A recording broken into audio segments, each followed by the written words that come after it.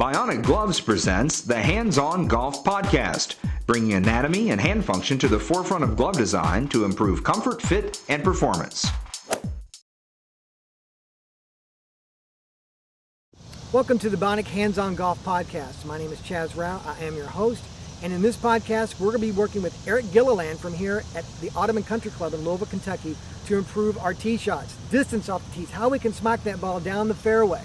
Now, if you would like to participate in this podcast, you can, because we're creating this for you. We're wanting feedback from you so we can all become better golfers, myself included. So please send story ideas to podcast@bionicgloves.com. And you can even send, of course, an email, but you can even send a video mail from your phone. Send us something using your cell phone, showing your swing, and we can send you, if you're chosen, one of these. Well, look at that. That's pretty sweet. A Bionic glove. So if you're chosen each week, you're going to get a Bionic glove to improve your game as well. So everyone, let's go see Eric on the tee and improve our game, make ourselves into better players. Here we go.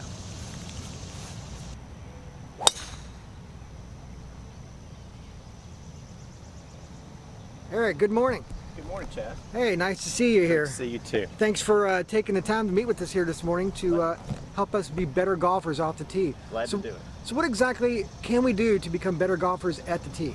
Well, you know, I think everybody's really looking to pick up length. No question about that. And somebody of my size, that's always been a focus. So I do really three things. What do you mean by size? Because I'm 5'6". I'm not a tall guy. No, you and I are about the same. You know, we're built like jockeys, and we probably should be on horses instead of swinging golf clubs. But since we enjoy doing this, I guess we've got to find a way to get it out there a little bit further with our competition. So what are some of the first steps people should take to getting that better hit off the tee? What are some of the basic key elements that maybe a lot of people just aren't seeing or getting? Or well, you know, a lot of folks seem to try to overswing with the driver. They think that creating power comes from swaying back with the golf club and swinging as hard as they can, and really it's the opposite. You're really trying to turn around this flexed right knee and create speed with the hands late in the golf swing and really not in the backswing or even from the top of the backswing. That's very interesting, because being a small guy myself, I've seen people are really surprised, I guess, when I've gotten up there. I'm not saying that I hit the ball perfectly every time, but when I've gotten up there and I've really nailed it, I hit the sweet spot and I get it, people just sort of look over and go, how did that guy hit the ball so far? Exactly, and you feel like the swings that you make that are really solid are the ones that are the most effortless. And so, like I say, not by overswinging, but by swinging better do you create distance. Well, what can you show us to be better golfers and smarter golfers? Let me tee another one up here. What I mentioned just a second ago, Chaz, is that when we get to the top of the backswing, we want to try to swing around this flexed right knee. So instead of swaying off and trying to hit it hard, what I want to do here is just keep this right knee flexed and just rotate around that as though that were the axis of my golf swing. So now I've got a very stable foundation.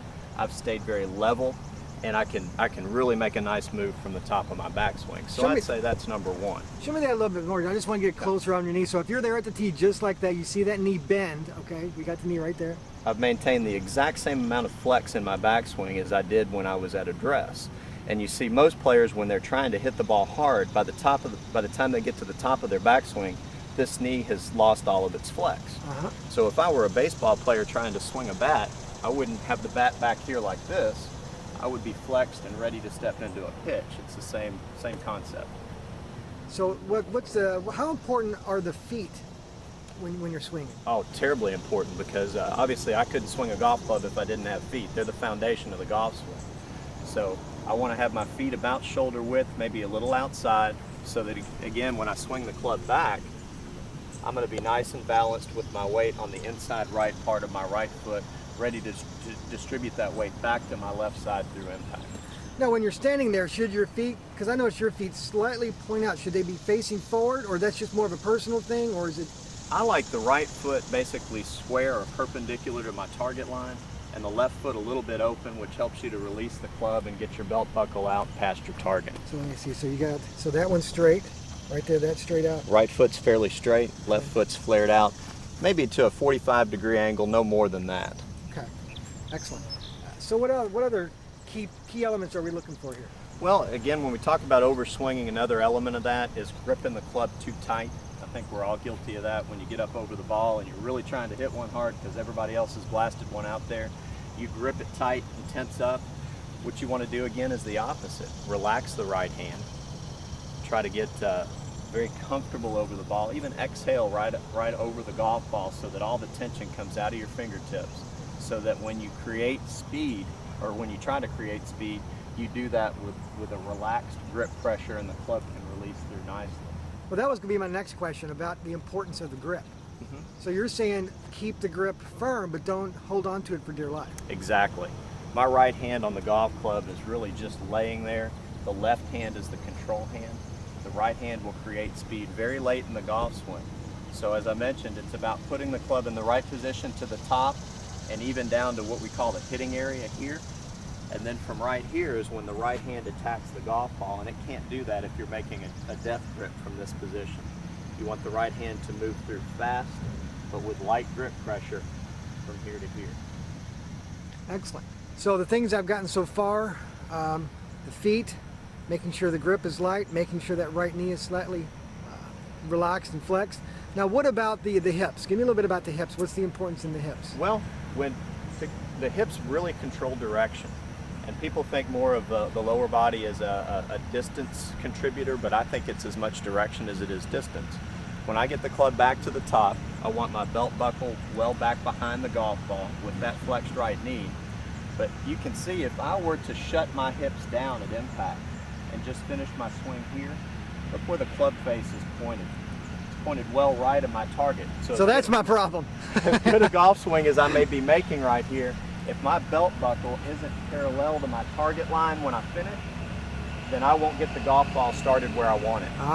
So I want my club face pointed at my target, and then when I finish my golf swing, to release the club properly, my belt buckle is going to be pointed well left and parallel to my target line. Excellent. Now with everything that you've given us, show us again how you hit the ball, and I think everybody be hitting just like that every time now. We'll try to carry this bucket here.